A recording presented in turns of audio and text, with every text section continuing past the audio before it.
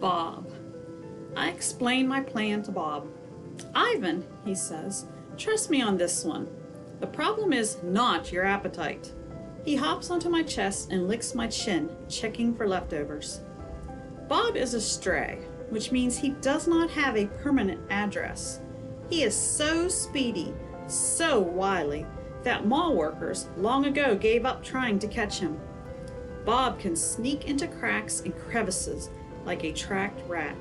He lives well off the ends of hot dogs he pulls from the trash. For dessert, he laps up spilled lemonade and splattered ice cream cones. I've tried to share my food with Bob, but he is a picky eater and says he prefers to hunt for himself. Bob is tiny, wiry, and fast, like a barking squirrel. He is nut-colored and big-eared. His tail moves like weeds in the wind, spiraling, dancing. Bob's tail makes me dizzy and confused. It has meanings within meanings like human words. I am sad, it says. I am happy, it says. Beware. I may be tiny, but my teeth are sharp. Gorillas don't have any use for tails. Our feelings are uncomplicated. Our rumps are unadorned. Bob used to have 3 brothers and 2 sisters. Humans tossed them out of a truck onto the freeway when they were a few weeks old. Bob rolled into a ditch. The others did not. His first night on the highway, Bob slept in the icy mud of the ditch. When he woke, he was so cold that his legs would not bend for an hour. The next night, Bob slept under some dirty hay near the big top mall garbage bins. The following night, Bob found the spot in the corner of my domain where the glass is broken. I dreamed that I'd eaten a furry donut, and when I awoke in the dark, I discovered a tiny puppy snoring on top of my belly. It had been so long since I'd felt the comfort of another's warmth that I wasn't sure what to do. Not that I hadn't had visitors. Mac had been in my domain, of course, and many other keepers. I'd seen my share of rats zip past, and the occasional wayward sparrow had fluttered in through a hole in my ceiling. But they never stayed long. I didn't move all night for fear of waking Bob. Wild. Once I asked Bob why he didn't want a home. Humans, I'd noticed, seemed to be irrationally fond of dogs, and I could see why a puppy would be easier to cuddle with than, say, a gorilla. Everywhere's my home, Bob answered. I am a wild beast, my friend, untamed and undaunted. I told Bob he could work in the shows like Snickers, the poodle who rides Stella. Bob said Snickers sleeps on a pink pillow in Mac's office. He said she eats foul-smelling meat from a can.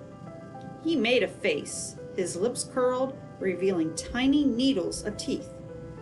Poodles, he said, are parasites. Picasso. Mac gives me a fresh crayon, a yellow one, and 10 pieces of paper.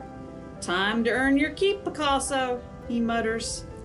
I wonder who this Picasso is. Does he have a tire swing like me? Does he ever eat his crayons?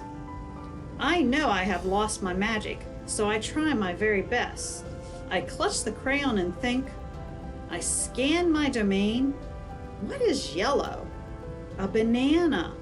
I draw a banana. The paper tears, but only a little. I lean back and Mac picks up the drawing. Another day, another scribble, he says. 1 down, 9 to go. What else is yellow? I wonder, scanning my domain. I draw another banana, and then I draw 8 more. 3 visitors. 3 visitors are here. A woman, a boy, a girl. I strut across my domain for them. I dangle from my tire swing. I eat 3 banana peels in a row. The boy spits at my window.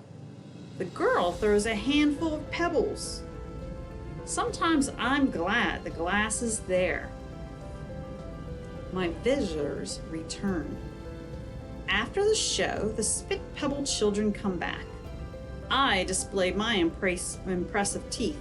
I splash in my filthy pool. I grunt and hoot. I eat and eat and eat some more. The children pound their pathetic chests. They toss more pebbles. Slimy chimps, I mutter. I throw a me-ball at them. Sometimes I wish the glass were not there. Sorry.